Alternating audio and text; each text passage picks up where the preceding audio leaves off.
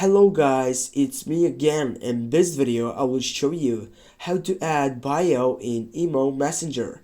Firstly, when you get up into your application, you need to tap on your profile icon on your left upper side.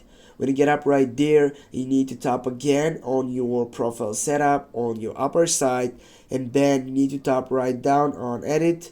Here guys, you're going to be able to choose out between all these different options. You need to choose up the option which is right down bio on the fourth selection. Just click on it, and here guys you can add the introduction level setup. For example, you can go with job with footballer, or you can go for video editor. Go on the tick on your right upper side, and now if you get back, also you can have the chance to add introduction one more. For example, you can add your birthday here. When you click on it, yeah, you need to select your birthday, go on the tick again. Now you need to wait, and if you get back, you're gonna find out that you have added in bio in Imo Messenger.